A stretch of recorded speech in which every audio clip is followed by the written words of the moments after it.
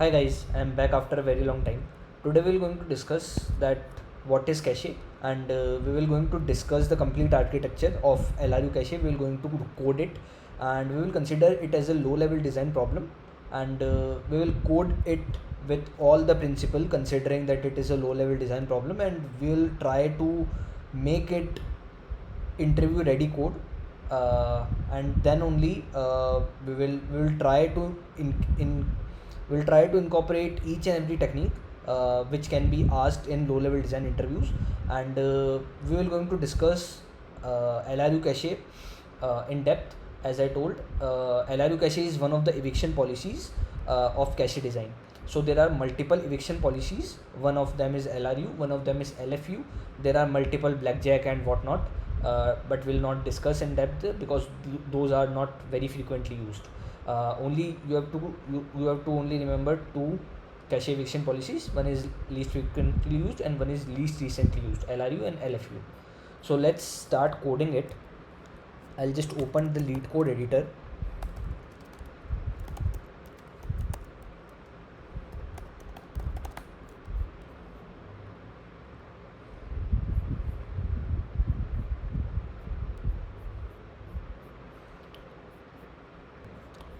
We are good. Okay. Now, what is LRU? First of all, let's understand LRU cache. LRU cache is nothing but least recently used, and least recently used means, let's suppose in your cache has these elements 1 comma 2 comma 3 comma 4 comma 5. Okay, now I had requested 1 again, like get 1. Okay, so these are again the keys. There should be values mapped to this particular key. Okay, so let's suppose for 1 is a key and the value is Chirag. Okay, again 2 is a key and let's suppose the value is Amit. Okay, 3 is a key and the value is let's suppose Rohan. 4 is a key and let's suppose value is Rupali, and 5 is a key and the value is let's suppose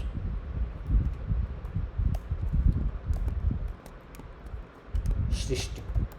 Okay, so these are this is basically key value pairs in my cache. Okay, now I requested get me 1. Okay, so what it means that if whenever I'll query get, then what happens that basically this record will gets deleted from here and come in the front. Okay, so this thing gets deleted from here. Okay, and get at the last of this queue. Why? Because I'd use this, and the eviction policy says that whenever I have to remove the entry from this cache which is least recently used. Okay, whenever I try to get me 1, okay, it is again used, right? So you have to remove this from the last or wherever it is, right? If I query about Rupali, right, it gets removed from here, right? Let's suppose if the next query is get me 4. Okay, so Rupali gets deleted from here and it gets appended to the last of this cache because I just used it, right? And whenever I used it, I put at the last of this queue because it's recently used, right? That's why it's the fresh record and I have to put this at the last of this queue. Now what should be the eviction policy? I think you got the intuition behind this problem. Yes, the intuition is that you will remove the record which is least recently used, which is this Amit. Okay, because it is the first record in this cache, right? So now again a question for you can pause this video and answer this, that what should be the pattern to store these records, right? There should be something related to array list or queue. A queue will be a better approach here because you have to delete from the start, right, and you have to append from the end, right? You have to remove from the middle also. That's why it should be something like linked list. That's why the complexity of removing an element and appending at the last is O of 1, right? internally in Java, the queue is designed by linked list. That's why we are going to use dequeue in this problem, because internally dequeue is already using linked list. That's why it's really help us whenever we delete this element, and it will give us the time complexity of O of 1, right? And that's what we want, right? So the eviction policy is that let's suppose my capacity of this cache is 5, then I can only store 5 elements into this cache, and whenever I'll get the 6th element, right? Let's suppose the query I got into this cache that set 10, okay, 10 is not in this cache, right? So I have to put 10 here, right? But the capacity of this cache is only 5, and I have 5 elements in this cache, right? So I have to remove one element, right? Now what should be this element? The element should be this one, because it is the least recently used, right? So you'll delete this record, which is nothing but least recently used Amit, and you will enter a new record with this key, which is 10, and let's suppose the query is 10 comma set Mahesh. Okay, so you'll set Mahesh here. Cool. And that's how the things work, right? So this is the concept behind least recently used. Again, there is an edge case, which is, let's suppose if I'll get set 10 as Akash. Okay, now you don't have to remove this, or let's suppose the set query is like that, set 5 as Akash. Okay, so 5 is already in my cache, right? You don't have to remove this and add some element, or you don't have to remove this row 1 and again put an element with this set 5 comma Akash, because in your cache it's basically key value store, right? So you cannot put so there cannot be 2 records of one key, right? So for 5 there only can be one record, right? And if you are getting this set 5 comma Akash, you should have to override this. So basically what you are doing, you will just delete this record from here, and you will enter this record at the last. Why? Because it's the fresh copy, it's the recently used query, and that's why I'll put Akash here and it is at the last, right? This is the concept behind least recently used. So it's similar to get. Whenever I'll get a query which is set and key which is already present in my cache, right? I just delete a key value pair from this queue wherever it is, and I'll just append it the last, because it's a fresh copy, right? Fresh record basically, right? So let me just firstly write this down, the code for this. I think this video can be longer, but for understanding this concept it is necessary to watch the complete video. So let me firstly write down the code now. Cool. So we are ready with our code. Now let's discuss this code one by one. So firstly we have a node class, right? Our node class will have a key value, okay, and previous and next. Okay, why we have so? Because we have to create a linked list kind of thing, right? And each and every node should store the previous and the after node, right? Now let's talk about that how we are creating this cache. Okay, so we had created an interface of cache type. Why so? Because cache is just an object and not a real world entity. I'll tell you how. So it is an very well said concept that car is not an object, but BMW, Mercedes, Honda City and all of these are the real world objects, right? Similarly, cache is moreover like a concept, right? And LRU cache, LFU cache are the real types of caches, and you can use these caches to build to take the functionality of cache, right? So we had created an interface type of cache so that the object of this cache would never be created, but the object of LRU cache, LFU cache and so on, these different types of caches will gets created in future, right? Also we had created this as an interface. Why? Because we have to override at least these two methods whenever we are creating any different kind of cache, right?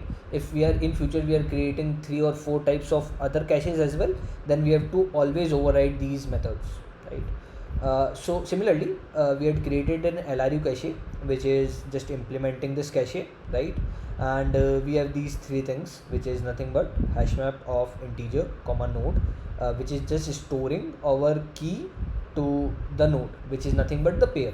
Okay, it is really good if we call this as a pair. Okay, let's call this as a pair. It will really makes understandable. Okay,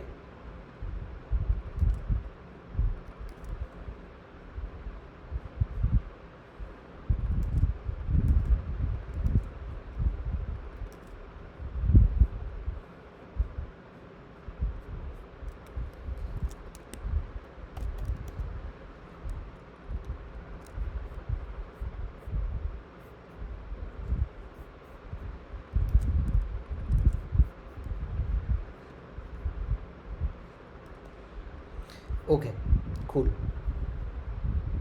cool. Code is running very well. So we are here that we had created this as a pair, right?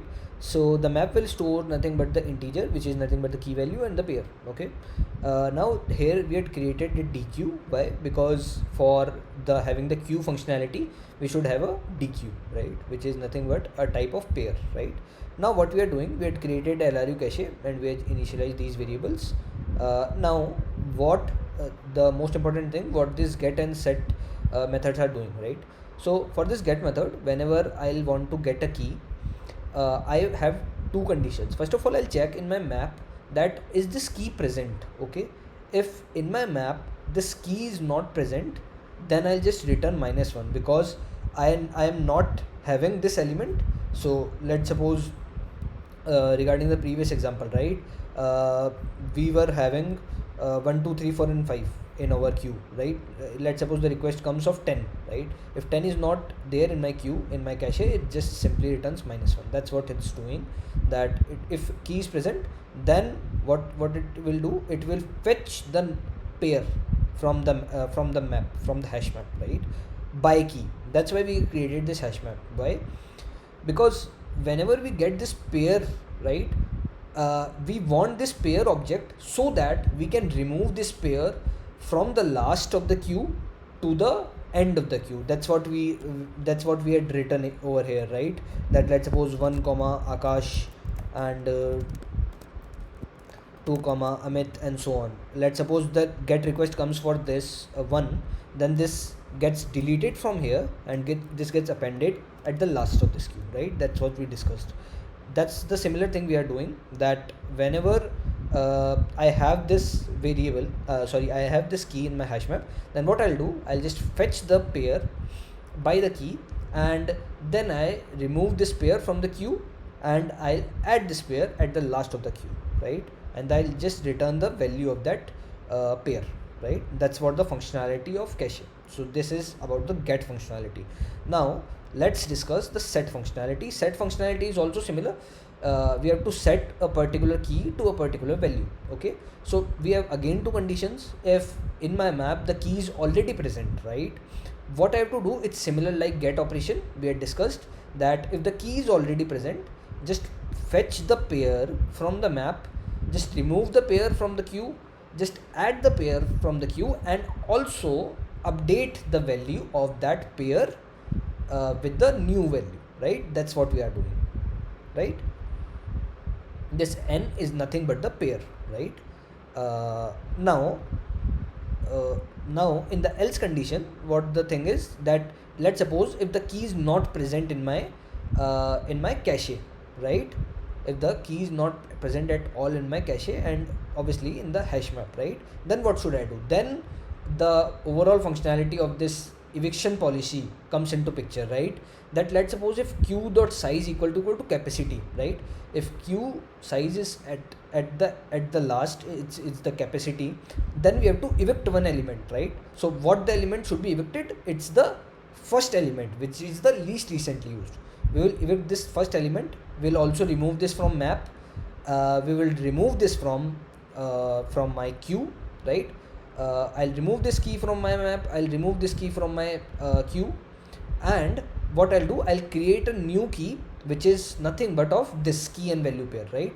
I'll create a pair of this, right? Again, I'll put this pair into my queue, I'll put this pair into my hash map, right? As simple as that. Now, if my queue dot size is not equal to hash map, means my queue has the capacity to incorporate another element, right? The size is not full, right? Then I simply create a pair. I'll push it into my queue, I push it into my map. That's it, right? This is a very simple if else condition ladder that we had created to make you understand, right? Now we had used some system design concept which is nothing but which is really help you, that we had created a cache factory class. Now this cache factory class, what the factory design pattern says, that you will just provide the eviction policy and I'll just return the object of that particular class to you, right? So you'll just pass the capacity and the eviction policy, right? So what I did, I had created a factory class object here, right? And in this factory class object I had a get cache method, right? In this factory class method I am calling this get cache method, and I providing the capacity should be 5 and the eviction policy should be LRU. It will automatically gives me an object of the LRU cache, right? So we had created an if else ladder here, and if the eviction policy is LRU, then just return me the object of LRU cache, right? If the eviction policy is equal to LFU, just return me the object of LFU cache. So we had not created LFU cache as of now, but as so you can extend this to multiple eviction policies using this factory design pattern, right? Okay, so now by this factory you get the cache, right?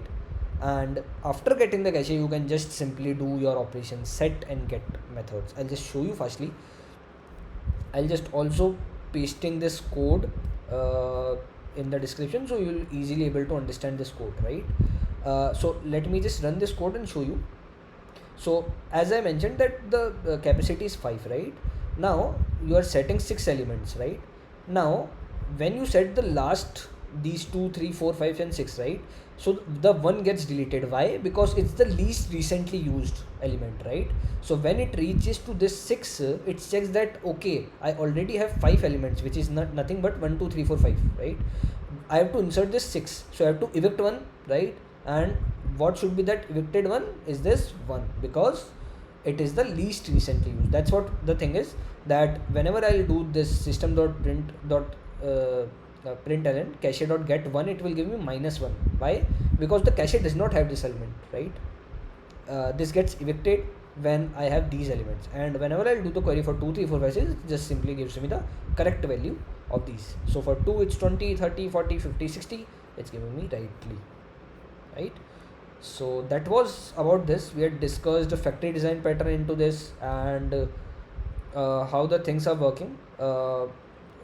At the application layer you will just have a factory pattern, and you will just calling this factory pattern to get the cache, right? And you doesn't matter, you will just encapsulated the scenes behind that. Whatever the eviction policy you will just provide here, right? And my cache will become like that, my cache will behave like that. That's it. That's the beauty of system design, that I just have to provide eviction policy and that's it, my cache will behave like that, right? So by using this system design methods, you'll just achieve great functionality into your application layer, and that's what all the low level design is all about. So that's it for this video. I'm attaching this code and hope you like this video. Thank you so much. Bye bye.